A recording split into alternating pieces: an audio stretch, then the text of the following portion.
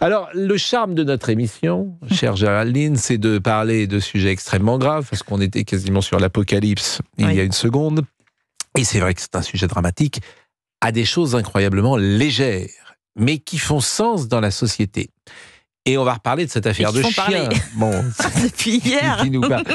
Bon, les gens qui nous écoutent doivent se dire, franchement, c'est le grand écart qu'ils font là, puisque. Mais ce qui nous intéresse, c'est de parler aussi des choses qui intéressent l'auditeur. 15 millions de gens ont vu la fameuse photo du chien Mowgli. 15 millions de gens sur les réseaux sociaux. Ça n'existait pas il y a 20 ans, cette manière-là. Et tout le monde a un avis. Alors, on est avec Nathalie. Bonjour Nathalie. Oui, bonjour Pascal, je suis très heureuse de pouvoir vous parler. Je vous en prie. Donc, j'ai un golden qui a 2 ans. Ah. Et j'aimerais utiliser toute cette histoire que je trouve absolument insensée pour mettre en lumière tout ce que m'apporte mon golden. Son éleveuse qui fait de la médiation animale depuis 20 ans et qui amène énormément de choses avec ses golden retrievers.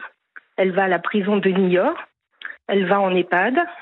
Voilà, beaucoup de ces bébés qui sont nés chez elle sont partis avec des psychologues, des psychomotriciennes, des personnes qui travaillent en maison de retraite. Il y a même un de ces toutous, je crois que c'est une femelle, qui est partie pour faire assistante au tribunal, pour les enfants qui doivent témoigner. Mais si vous me permettez, c'est pas le sujet. Le sujet, c'est un chien dans un train qui n'a pas de muselière. Voilà, c'est ça le sujet. Oui, le sujet, c'est que golden et des vertus même thérapeutiques, c'est pas le sujet. Cette personne, plutôt que de polémiquer sur une muselière, aurait pu dire qu'elle avait rencontré un magnifique golden, mettre en valeur toute la bienveillance qu'amenaient ces animaux.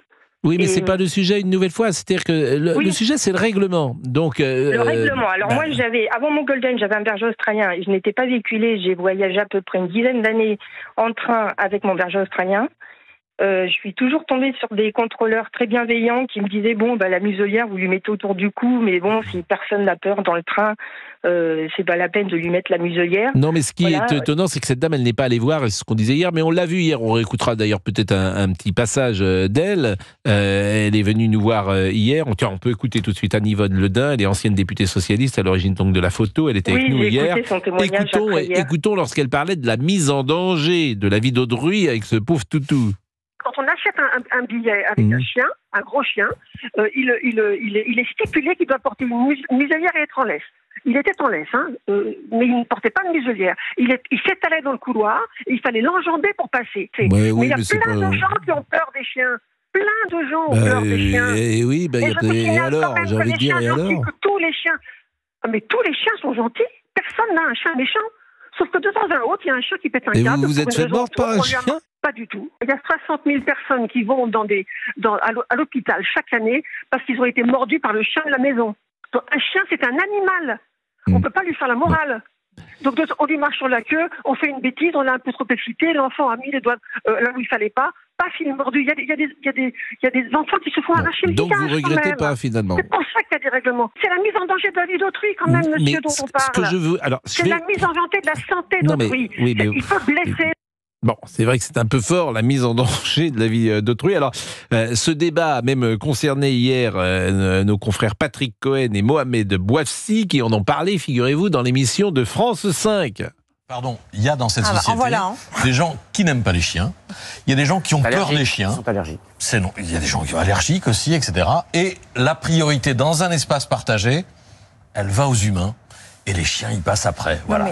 Attention, alors, le chien paye son billet, quand même, Patrick. Il ne gênait personne et le chien paye son billet. Je parle pas de ce cas-là. Je parle en général. Voilà, j'explique. Le train transporte des voyageurs, plutôt. Une sorte de priorité de valeur. On devrait les interdire, alors ? Mais non, pas du tout. Je dis simplement que quand il y a un problème avec une intolérance ou une incompatibilité de présence, la priorité, elle va aux humains plutôt qu'aux chiens. Non, mais il y a la loi et l'esprit de la loi, c'est toujours pareil. C'est-à-dire que, d'ailleurs, les contrôleurs l'ont bien compris. Les contrôleurs n'ont pas sanctionné ce propriétaire du chien parce que chacun comprend qu'il n'est pas très dangereux et c'est pas très grave s'il n'a pas une muselière. C'est la loi et l'esprit de la loi. Et moi, bien sûr que le règlement doit être appliqué, bien sûr, tout le jour et tout le temps. Mais l'esprit de la loi considère de temps en temps qu'il peut y avoir des appréciations différentes en fonction de la situation. Alors du coup, Édouard, qui est le propriétaire de Mowgli, a été également interrogé. C'était sur France 5. Écoutons. Ça m'a dépassé, ça m'a vraiment sidéré au début, cet emballement. Il y a aussi un contraste tellement fort entre l'image de Mowgli, qui est un chien, qui est l'incarnation du chien tranquille et inoffensif, et puis ce procédé de prendre une photo cachée à la dérobée, sans venir demander simplement et en parler. Il se trouve qu'on était dans un carré face à face, et que comme le train était relativement vide, la contrôleuse nous a proposé de prendre 2 places un peu isolées pour être plus tranquille et pour ne gêner personne. C'est monté même jusqu'au sommet de l'État, puisque Marc Fesneau, qui est le ministre de l'Agriculture, s'est exprimé sur ce sujet. C'est quand même une drôle de société dans laquelle on est, puisqu'il y a une espèce de société de l'intolérance. De part et d'autre. Oui. Est-ce qu'il n'y a pas besoin juste, des chiens dans des restaurants, des chiens sur des plages, des chiens... On doit pouvoir se faire sans qu'on soit obligé de créer encore des lois, des règlements. Là aussi, je trouve, et des invectives, 15 millions de vues pour un sujet qui est un sujet qui devrait se régler simplement. Ça m'est arrivé 20 fois de croiser un chien dans un wagon. Il ne me viendrait pas l'idée de faire un tweet pour me plaindre, donner la leçon. Ben voilà, c'est Marc Fesneau, il ne me viendrait pas à l'idée de faire un tweet. C'est ça que je trouve formidable dans notre société aujourd'hui. Alors je crois que Stéphane Renaud est avec nous, il est dresseur et comportementaliste canin. Bonjour Monsieur Renaud. Bonjour. Et merci d'être avec nous. Qu'est-ce que vous inspire? Moi je suis assez sur la ligne de Marc Fesneau, il ne me viendrait pas à l'idée de faire une photo, de la mettre sur les réseaux et d'entrer en polémique avec le propriétaire de ce chien. Moi non plus. Je trouve que même ça est presque amusant. Mais je peux comprendre la peur ou le désarroi de certaines personnes face à ce genre d'images qui pourtant sont assez paisibles. L'image est assez paisible, ce chien couché qui a l'œil ouvert, qui passe le temps à côté de son être. Enfin, on voit rien du tout, aucune agressivité extérieure. Et si vous voulez, je peux comprendre, c'est une scientifique à la base, elle voudrait que les choses soient carrées, posées, etc. et tout. Et je trouve que la position de la SNCF est beaucoup plus édulcorée, ou quand elle dit au cas par cas, des chiens sympas, il n'y a pas de raison de leur infliger une muselière pendant 3-4 heures. Je trouve que c'est assez raisonnable. Aujourd'hui, le sujet, c'est de savoir est-ce qu'un chien peut provoquer un accident. Effectivement, un chien équilibré, c'est pas une garantie. Par contre, un chien stable, c'est une garantie. Un chien qui a une stabilité comportementale, il est habitué à réagir quel que soit l'environnement, et avoir la même réaction, le même comportement quel que soit l'environnement. Et au fur et à mesure des années, cette stabilité s'acquiert avec la sagesse du chien qui grandit, ou alors par le travail. Et là, on voit un chien qui a quelques années, je ne sais pas quel âge il a exactement, mais on voit un chien qui est stable, qui est couché, qui regarde ce qui se passe, ses sens sont éveillés, et en fait, même s'il se repose, c'est la particularité des chiens, c'est de conserver leurs sens éveillés. Donc en fait, pour le surprendre, ça va être un petit peu compliqué. Il n'est pas exactement chez lui, il le sait. Il est habitué, à mon avis, à ce type d'environnement où il y a du passage. Je pense qu'elle s'est inquiétée un petit peu trop pour rien. Bon. Effectivement. Sur le fond, est-ce que le règlement qui oblige un chien de plus de 6 kilos, je crois, à porter une muselière, est-ce que vous pensez que c'est un bon règlement ? Alors, c'est pas un bon règlement, effectivement, parce qu'il faut faire du cas par cas. Mais par contre, je peux comprendre que la SNCF sorte le parapluie pour se protéger des éventuels accidents.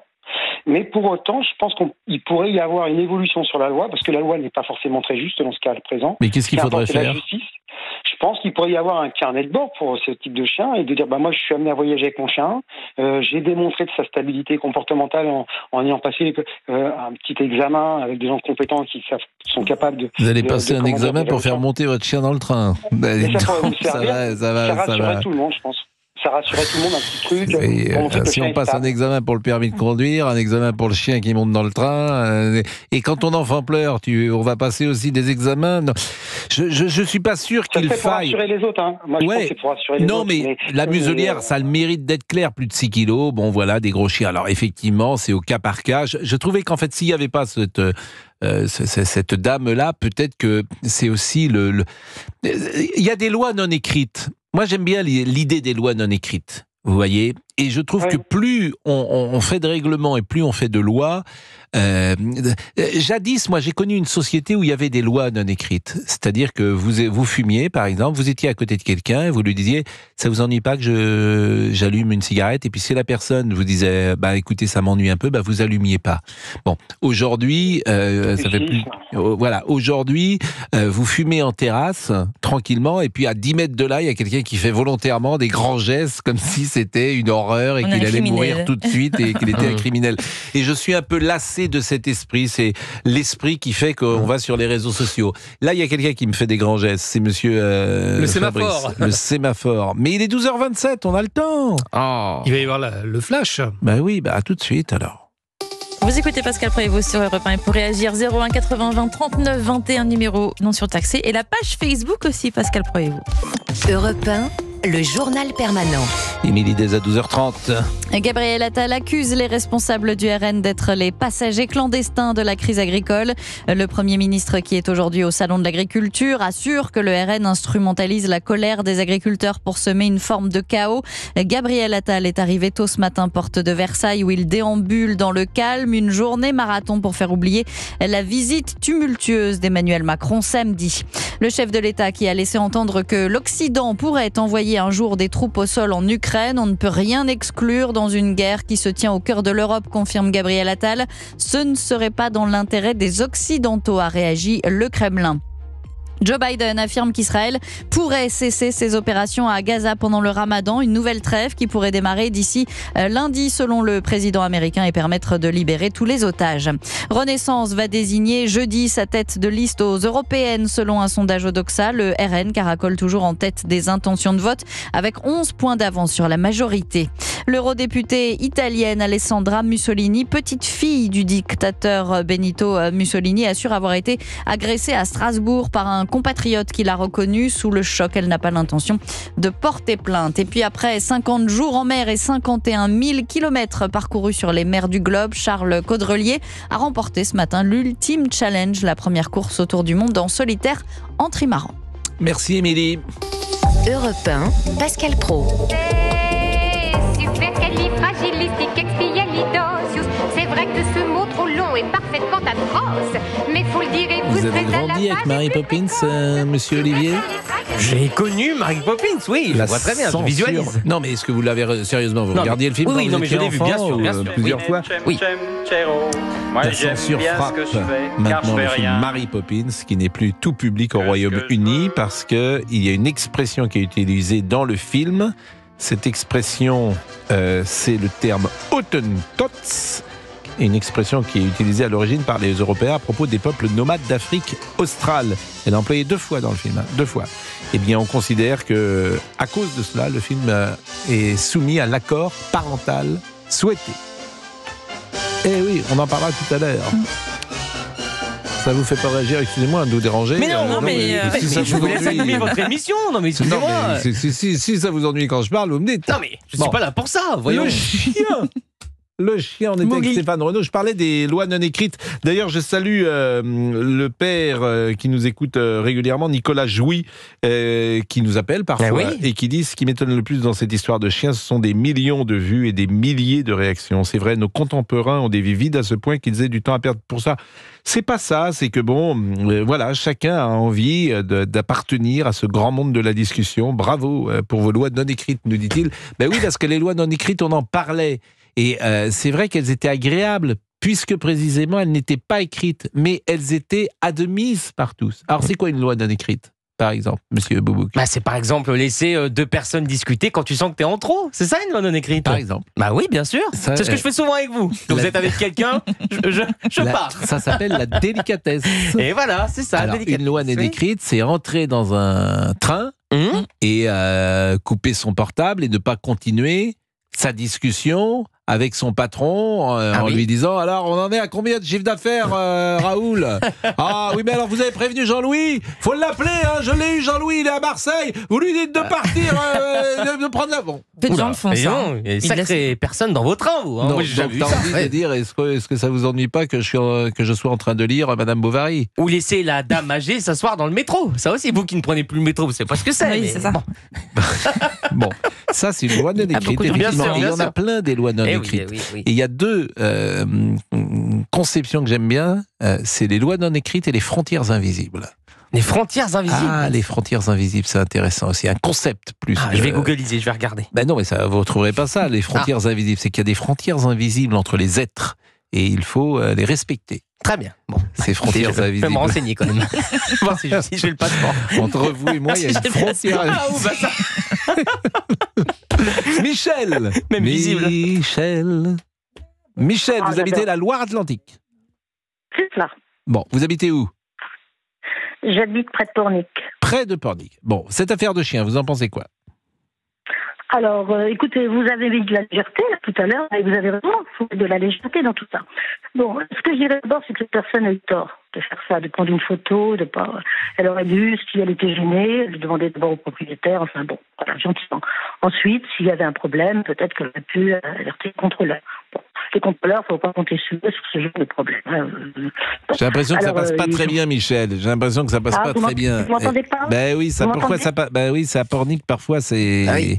Ça capte mal. Tout compris. Ça capte mal à Pornic. Bon, ce que je voulais vous dire simplement, si vous m'entendez là, c'est que vous êtes où là? Vous êtes dans votre maison? Vous êtes dans. Oui, je suis dans la maison. Oui, ça passe pas très bien là. Et là, vous Olivier m'entendez? Guenec, c'est vous qui êtes chargé de la technique? Alors là, pour une fois, j'ai laissé Florian Carasoumaillon gérer. Il balance Florian.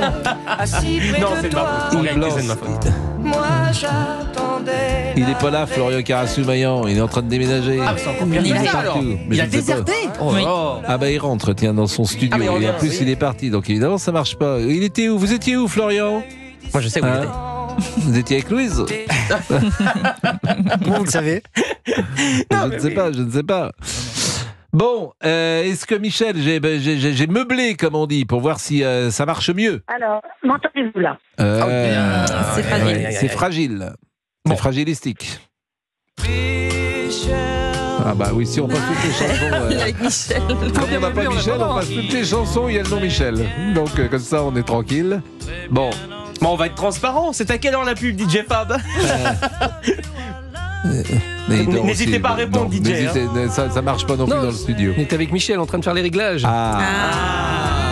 me demande ce que vous pouvez régler d'ailleurs, parce que sauf à ce qu'elle change de téléphone ou qu'elle change de place. Quel est le rapport avec le kit main libre? Si le kit main libre à l'antenne. Dans sa cuisine, il n'y a pas de kit main libre, Géraldine. Je vais pas vous engager chez Orange ou chez Free.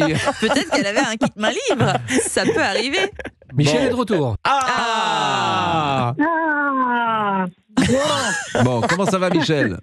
Bon. Écoutez, ça va bien. Alors, là, on vous entend très bien. On a minimum de temps de vous dire ce que j'ai à dire pour pas avant que ça coupe. Dites-nous. Alors, moi, je pense que j'aurais jamais eu l'idée d'aller mettre un tweet, etc. Bon. Maintenant, sur le fait que vous avez soulevé, beaucoup de gens aient regardé ce tweet, je pense que les gens sont de plus en plus attachés aux animaux et que tout ce qui concerne la cause animale les intéresse. Voilà. Alors, pour ce chien, cette personne aurait dû demander gentiment, si elle a peur, on peut envisager toutes sortes de situations, de demander à la personne de ranger un petit peu plus son chien plutôt que de le mettre s'étaler dans le milieu de l'allée. Il a l'air très mignon en effet, mais ce que je voulais vous dire, c'est que tout chien peut être dangereux, même le plus petit bout de chou de 3 kilos peut devenir dangereux et on ne sait pas pourquoi. Voilà. Oui, alors bien sûr, vous avez raison. Tout chien peut devenir dangereux. Évidemment, écoutez, moi je vous en parle, on connaît bien le problème du chien. Chez nous, on en a toujours eu. On a eu des accidents dans la famille avec nos chiens doudou adorables, un petit labrador mignon, petit caniche adorable, voilà. Le labrador, il a mordu, par exemple. Par exemple. Mais tout chien, monsieur Pro, peut mordre. Il a mordu qui? Vous voyez, il a mordu un enfant. Voilà. C'est terrible ça. Et il y a eu des conséquences de ça? Il y a des cicatrices sur le visage, oui, bien sûr. Il a dans votre famille? Dans ma famille, oui. Alors, pour ce chien qui était dans le milieu de l'allée, bon. Et il avait quel âge, l'enfant? L'enfant, il avait 5 ans, à peu près. C'est terrible, ça. Il jouait avec le chien, c'est tout, il jouait avec le chien. Mais on ne sait pas ce qui peut se passer. Maintenant, il joue avec le chien, il lui a tiré la queue, l'oreille, je ne sais quoi. Mais pour ce chien, pour en revenir au cas présent, là, cette personne, elle a eu tort de mettre ce tweet, c'est évident. Bon, mais maintenant, moi, je vais vous dire, vous disiez tout à l'heure, il ne me viendrait pas à l'idée de ceci, il n'y aurait pas... moi, il ne me viendrait pas à l'idée, mon toutou adoré, de le mettre en plein milieu du passage. Voilà. Parce que imagine une personne âgée ou un enfant qui veut... il va passer par-dessus le corps du chien pour aller aux toilettes, par exemple. Bon. Vous ne savez pas ce qui peut se passer dans la tête d'un chien. Vous ne savez pas. Même le plus mignon des chiens. Et surtout, il y a des personnes qui ont tellement peur des chiens que même si on leur dit qu'il est gentil, qu'il va rien vous faire, c'est pas possible. Ils ont vraiment une phobie des chiens. Le chien, en plus, il sent, vous avez tout à fait raison, madame. Parce qu'en plus, le chien, il sent... il sent la personne qui va arriver, une personne craintive va peut-être être plus vulnérable. Vous ne savez pas. Écoutez, moi, je connais un vétérinaire qui s'est fait manger l'oreille par un chien qui pesait 3 kilos. Vous voyez, il s'est fait manger l'oreille. Vous Elle connaissez s'est fait déchirer l'oreille, il est obligé d'aller se faire recoudre. Vous connaissez des jamais, faits de chien. on ne sait jamais ce qui peut se passer. Je ne vais pas avec continuer un la animal. conversation parce que moi, vous me faites peur. Vous croqué l'oreille. Ah bah oui, non, mais ça peut être... Non, mais vous voyez, il faisait 3 kilos. Et des chiens hargneux. Il y a des chiens hargneux. Un chihuahua. Un chihuahua, tu mets une muselière, ça rigole pas. N'importe quel chien, monsieur Pro, n'importe quel chien peut être dangereux, vous ne savez pas pourquoi. C'est vrai, mais c'est vrai que entre un chihuahua et un rottweiler, je préfère être attaqué par un chihuahua. Ah, ça vous avez raison. Mais non, mais ce que je veux dire, c'est que vous ne savez pas ce que je veux dire. Non, mais on est où là? Vous avez dit quelque chose de vrai. Vous avez dit quelque chose de vrai tout à l'heure, c'est qu'il ne viendrait pas à l'idée. Il ne me viendrait pas à l'idée. Il ne vous viendrait pas à l'idée. Eh ben moi, il ne viendrait pas à l'idée. J'adore les animaux. J'ai eu toujours des chiens, toujours. J'ai eu des labradors, toutes sortes de chiens. Il ne viendrait pas à l'idée de laisser mon chien en plein milieu du passage. Non, mais oui. Voilà. Alors là, c'est là une photo. Peut-être que le monsieur, comme je suis d'accord avec vous, mais comme le tout mignon qu'il est. Mais on adore les animaux, c'est sûr. Mais vous savez, la liberté de la personne s'arrête. Elle commence à la liberté de l'autre, c'est tout. Je suis d'accord. C'est ce que vous disiez tout à l'heure. C'est une question de politesse. Voilà, c'est tout déjà. Quant au règlement, il y a un règlement. Moi, un jour, je suis revenue en avion. Il n'y avait personne dans l'avion. J'étais avec mon mari, on revenait de Guadeloupe. Il y avait presque rien, l'avion était vide. Il y avait un chien qui était monté dans l'avion. Je ne sais pas comment les gens avaient pu le faire monter parce qu'il faisait plus de 5 kilos. Il se baladait sur tous les sièges. Tout le monde rigolait. C'était très amusant. Il était marrant comme tout. Ce chien, il se baladait sur tous les sièges qui étaient vides. Bon, je ne sais pas si c'était un mâle. Il a peut-être uriné en passant. Bon, c'est quand même pas... Vous voyez ce que je veux dire. Non, mais il y a des témoignages qui arrivent. Je salue régulièrement. On a un de nos amis qui s'appelle Jean-Paul Brunel qui dit notre labrador avait mordu mon épouse. Urgence, chirurgie, etc. On ne sait pas ce qui peut se passer dans la tête d'un chien. Bien sûr. Voilà, on ne sait pas, même le plus petit. Je ne vais pas vous raconter des anecdotes. Merci de ces remarques profondes. Pertinentes, n'est-ce pas? Pertinente, Géraldine, qui nous a dit une chose qui n'est pas fausse. On ne sait pas ce qui peut se passer dans la tête d'un chien. C'est vrai. Il est rare qu'un chien, en tout cas, exprime. Il y a l'instinct animal qui peut revenir. Mais bien sûr. C'est philosophique, Géraldine. C'est vrai qu'un chien peut exprimer verbalement, en tout cas, ce qu'il ressentait, ce qu'il pensait. On n'entame jamais une discussion vraiment profonde avec un chien. Non, forcément. Non. Raymond Devos, Raymond Devos, il parlait très bien avec son chien. Mais justement, c'est ce que je dis à DJ Fab. Mon chien, c'est quelqu'un. On a ça, mon chien, c'est quelqu'un. On l'enverra après la pub. Mon chien, c'est quelqu'un. C'est formidable, évidemment. Bon, Michel, qu'est-ce que vous avez? Il fait beau à Pornic? Ah, super. Mais on en a bavé quand même. On en a bavé les derniers jours. On en a bavé avec la pluie. Ouais, mais là, on va vers le beau temps. Ah, aujourd'hui, c'est magnifique. On va vers le beau. On est fin février, on va vers le beau. Le mois de mars, déjà. Oui, il y a les mimosas. Tous les mimosas sont en fleurs. Non. C'est magnifique. C'est magnifique. Vous connaissez Pornic, monsieur Olivier Guénec? Pardon, Pascal, dites-moi. Vous connaissez Pornic? Ah oui, je non, mais vous êtes allé à Pornic? Mais non, je suis jamais allé à Pornic. Non, on ne pas aller à Pornic, c'est joli. Non, mais Pornic. Michel peut m'inviter. Attention, Pornic, c'est plutôt chic. Ça rime d'ailleurs, Michel. C'est plutôt la bourgeoisie. Ah oui. Voilà, la bourgeoisie nantaise qui allait à Pornic dans des jolies maisons. C'est vrai. C'est pas la destination de tout le monde. Michel peut m'inviter, non? Je sais pas. Non, on a dit que c'était la bourgeoisie qui allait. Ah bon. Là, pas les gueux. Très bien, très bien. Bon, très bien. Oui, mais monsieur Pro, vous parlez souvent de jadis. Oui. Jadis, comme vous dites. Maintenant, c'est plus comme ça. Heureusement, c'est mélangé. Il y a beaucoup de gens qui viennent. Mais bien sûr. Il y a beaucoup de petites maisons. Voilà. Bien sûr. Et vous habitez à Pornic depuis combien de temps? Depuis toujours, pratiquement. Ah bah alors comme ça, c'est pratique, si j'ose dire, pratique, et ça rime, et c'est chic. Et il y a un monsieur avec vous à Pornic, Michel? Oui, bien sûr. Mais vous faites des verres, hein. Pornic, c'est chic, Pornic, c'est pratique. Allez, je fais des verres sans en avoir l'air. Oh là là. Bon. Vous êtes un poète, hein? Oui. Après un chanteur, un poète. Il est 12h. Oui, je suis un poète disparu. Il est 12h44. Michel, allez, bonne journée. Bonne journée à vous. Kenavo. Ah bah on dit pas Kenavo, on est à Pornic. Ah pardon, oui, on est à Pornic, voyons. Oh là là. Pardon. Quel boulet. Oh, ça va. Oh là là. Franchement. Bon, allez, on reviendra avec... Vous connaissez quand même Raymond Devos? Oui, bien sûr, c'est un ami. Non, c'est pas Guy Bedos. Non, attendez, prenez pour qui? Bah, c'est Boubouk là, hein, c'est pas... Attendez, À tout de suite.